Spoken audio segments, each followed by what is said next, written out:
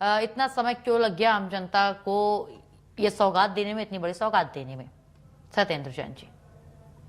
देखिए, यह तो जो इस प्रकार से सबसे पहले प्रश्न तो यही होगा कि सड़क परिवहन का बंटाढार क्यों हुआ। क्योंकि एमपी स्टेट रोडवेज कारपोरेशन जो था, मध्य प्रदेश राज्य सड़क परिवहन निगम, उसका बंटाढार कैसे हो गया। तो यह बात तो कांग्रेस पार्टी को बताना पड़ेगी कि दिग्विजय सिंह जी का 10 साल का शासनकाल रहा, और भी कांग्रेस का सरकारें रही, अर्जुन सिंह जी रहे, मोतीलाल वोरा जी रहे, श्यामा चरण शुक्ल जी रहे, सभी अनेक मुख्यमंत्री गण रहे, कांग्रेस पार्टी के रहे।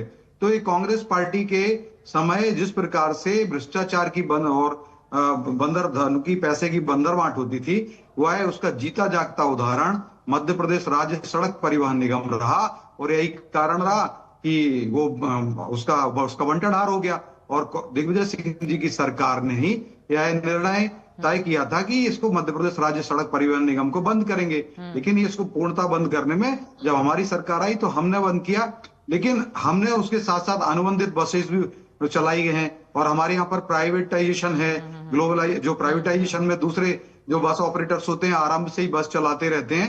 तो ऐसे अनेक ट्रांसपोर्ट के माध्यम हैं, निजी ट्रांसपोर्ट होता है, ये सब रहा। लेकिन कांग्रेस पार्टी के ये यक्ष प्रश्न है, और कांग्रेस पार्टी और दिग्विजय सिंह जी का शासनकाल अगर देखेंगे तो वह जिम्मेदार रहा कि हमारे यहाँ पर परिवहन का, एक लोक परिवहन की सेवा का सुदृढ़ जाल या सशक्त जाल नहीं आ पाया। इसमें मुख्य कारण कांग्रेस पार्टी रही, जो माफिया राज वहां पर था। ये चाहते थे बस माफिया को संरक्षण देते थे, प्राइवेट बस माफिया को, यही कारण था। और कांग्रेस पार्टी के नेतागणों का, विधायक गण जो रहे उस समय काफी भ्रष्टाचार था।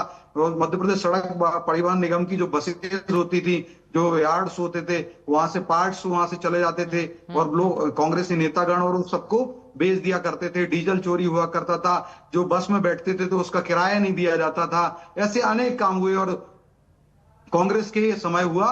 यही कारण रहा कि वो उसका बंटाढार हो गया। दिग्विजय सिंह जी के शासनकाल में बंटाढार हुआ था, और हमारी सरकार, हम उसको आगे बढ़ा रहे हैं। और दूसरा बड़ा कारण था मध्य प्रदेश में सड़कों की जर्जर स्थिति, क्योंकि गड्ढे में सड़क ढूंढा करते थे। उस समय 44,000 किलोमीटर की सड़कें हुआ करती थी, जिसमें की सड़कों गड्ढों में सड़क हुआ करती थी। आज 5 लाख किलोमीटर से अधिक की सड़कें मध्य प्रदेश में है। पहले 3,000 किलोमीटर के नेशनल हाईवे मध्य प्रदेश में थे, वह भी दुरुस्त नहीं थे। आज हमारे मध्य प्रदेश में लगभग 13,000 किलोमीटर से ज्यादा के नेशनल हाईवेज भी हैं। तो यह काम देखिए, सड़क जो मध्य प्रदेश लैंडलॉक स्टेट है, हमारे यहाँ पर कोई जल मार्ग नहीं है, तो हमें अपनी परिवहन सेवाओं को, सड़क परिवहन को सुदृढ़ करना रहे।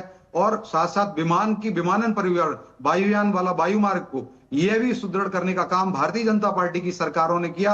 और डॉक्टर मोहन यादव जी ने तो उसको अत्यधिक तीव्रता से लिया। एक समय तक मध्य प्रदेश में 4 एयरपोर्ट हुआ करते थे, आज हमारे यहाँ 7 एयरपोर्ट हो चुके हैं। इंदौर का, उज्जैन का एक और एयरपोर्ट आ जाएगा, तो रीवा, दतिया, उज्जैन और रीवा, दतिया और उज्जैन, ये सब सम्मिलित हो जाएंगे। सतना, 3 से एयरपोर्ट हमारे डॉक्टर मोहन यादव जी के 2 साल में आ गए। तो ये हुआ। सड़क परिवहन में भी एक क्रांतिकारी निर्णय किया गया है कि जो 7 क्षेत्रीय कार्यालय हैं परिवहन के, क्षेत्रीय केंद्र हैं, वहां से बसेस चला करेंगी। अभी उज्जैन से आरंभ हो रही हैं, लगभग 5,200 बस, और तो ज्यादा भी हो जाएंगी ये बसेस जब पूर्ण रूपेण आएगा। 2 चरण में आएगा, और तीन बिंदु में ये रहेगा। एक तो सिटी के अंदर का ट्रांसपोर्टेशन, जैसे नगर के अंदर का ट्रांसपोर्टेशन, फिर मध्य प्रदेश के एक नगर से दूसरे नगर का यातायात प्रबंधन, और फिर अंतरराज्यीय, जैसे कि हमारे जो सराउंडिंग राज्य हैं, सीमावर्ती राज्य हैं, चाहे वो उत्तर प्रदेश हो, राजस्थान हो, महाराष्ट्र हो, गुजरात हो, इन सब में।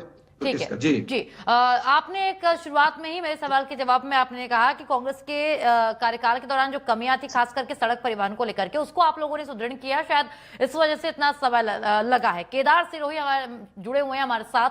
केदार सिरोही जी, मैं आपके पास आना चाहूंगी। हर बार जब भी